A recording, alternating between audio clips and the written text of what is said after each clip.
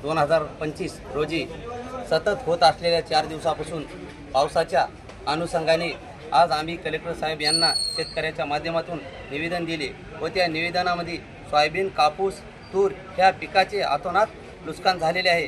काही पिकाचे ओढ्यामुळे झाले, काही पिकाचे नालीमुळे झाले, काही पिकाचे नदीमुळे झाले। त्या पिकाच्या अनुषंगाने सतत होत असलेल्या पावसाच्या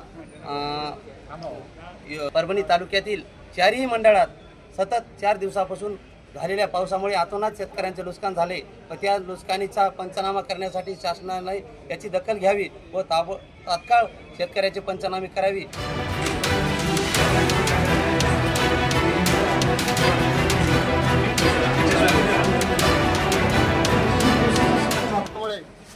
टाकळी कुंभकर्ण महसूल मंडळातील सर्व पिके व काही जनावरे मृत्युमुखी पडली आहेत। त्याच पद्धतीने आज 19 तारखेला माननीय जिल्हाधिकारी कार्यालयासमोर साहेबांना निवेदन सादर केले आहे।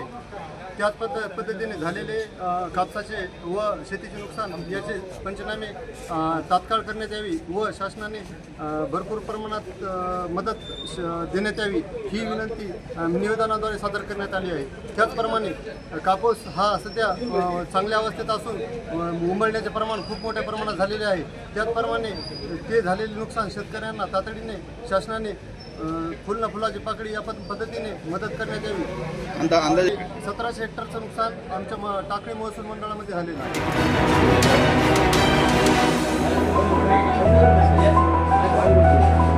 Okay sir. जे 4 मंडळ आहेत टाकळी, कुंभकर्ण, झरी, बोबडे टाकळी व पिंगळी या 4ही मंडळात ह्या 4 दिवसापासून जास्त पाऊस झाल्यामुळे शेतकऱ्याचं अतोनात नुकसान झालेलं आहे।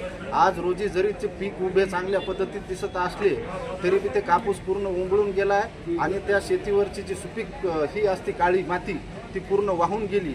आता शेतकरी ही सुपीक जमीन करण्यासाठी त्याला कमीत कमी 2-3 वर्ष जागावे होते। तरी आम्ही जिल्हाधिकाऱ्याला निवेदन देऊन असं कळलं की तात्काळ तुम्ही त्या शेतकऱ्याचे पंचनामे करावेत, पंचनामे करून वल्ला दुष्काळ जाहीर करावा आणि त्याप्रमाणे शेतकऱ्यांना मदत द्यावी।